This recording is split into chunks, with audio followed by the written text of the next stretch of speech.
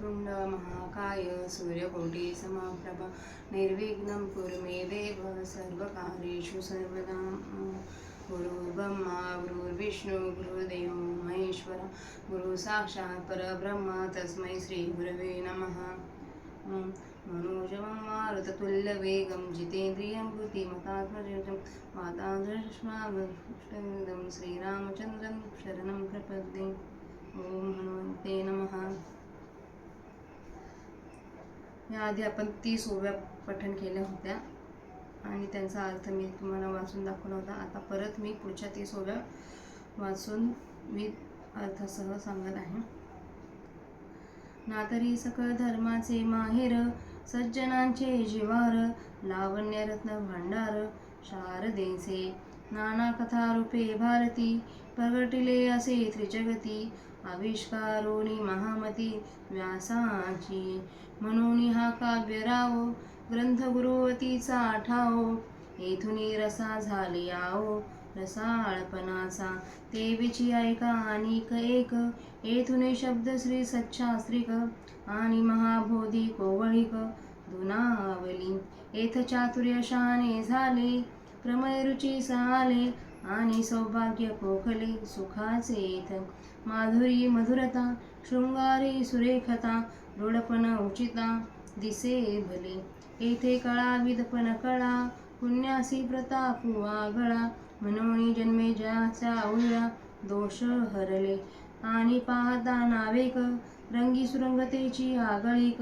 गुणास गुणपणाचे बीक बहुवस येथा भानुचे तेज धवळले जैसे त्रैलोक्य दिसे उजळले तैसे व्यासमती कवळले मिरवे विश्व का सुक्षेत्री बीज घातले ते आपुल्या परे विस्तारिले तैसे भारती सुरवाडले अर्थ जात नातरी नगरांतरी वसिजे तरी नागरची होईजे तैसे व्यासोक्ते जे धवळीत सकळ की प्रथम व्यासा काळी लावण्याची नव्हाळी प्रगटे जैसा आगळी अंगनांगी नातरे उद्यानी माधवी घडे तैथे वनशोभेची खाणी उघडे आदिला पासून अपाडे जिया करी नाना घनीभूत सवर्ण तैसे न्याळीता साधारण मंगळंकारी बरवेपण निवाळू दावी तैसे व्यासोक्ती अलंकारिली आवडते बरवेपण पातले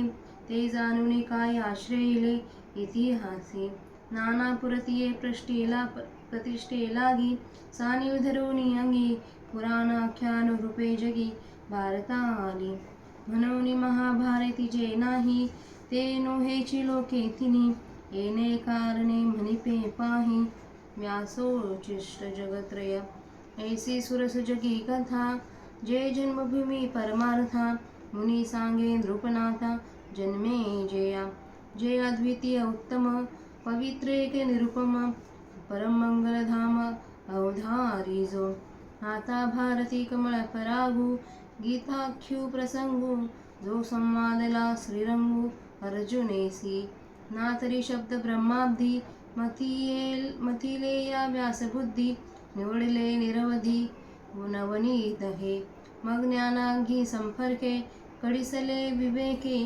पदाले परिपाके आमोदासी जे अपक्ष जे विरक्ती सदा अनुभवी जे संती सोहंभावे पारंगती रमी जे जेथ जे अकर्णी जे भक्ती जे आदिवंद्य त्रिजगती ते भीष्म पर्वी संगती सांगी जेल जे भगवद्गीता म्हणिजे जे ब्रह्मेशाने प्रशंसिजे जे सनकादिकी सेविजे आदरेसी जैसे शारदीचे चंद्रकळे माझी अमृतकन कोवळे ते वेचे ती मनमवाळे चकोर तलगे तिया परिश्रोता अनुभवावी हे कथा अति हळुवारपण चित्ता आणोनिया हे शब्दे विन संवादिजे इंद्रियाने नदा भोगिजे बोला आधी झोंबिजे प्रमेयासी जैसे भ्रमर परागू नेती कमळ दळे परे नेनती तैसी परिहरी सेवती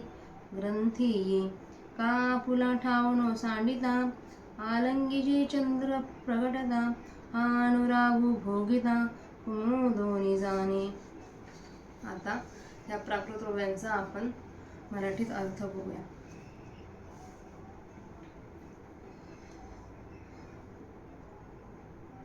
ही कथा सर्व धर्मांची माहेरघर आहे.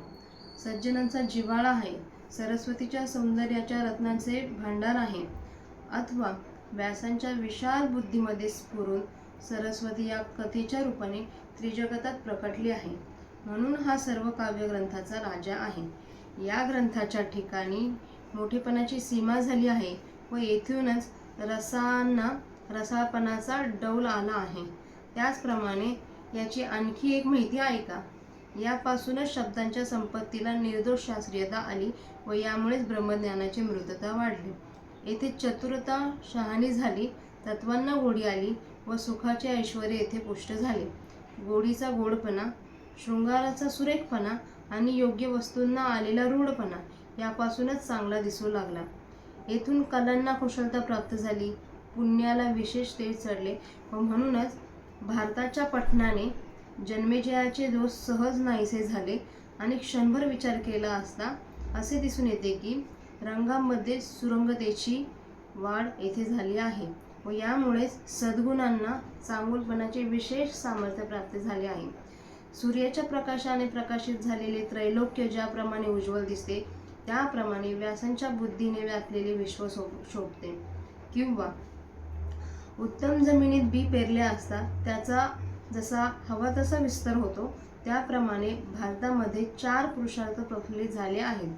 अथवा शहरात राहिल्याने जसा मनुष्य चाणाक्षच होतो त्याप्रमाणे व्यासांच्या वाणीतील तेजाने सर्व गोष्टी उज्ज्वल स्पष्ट झालेल्या आहेत.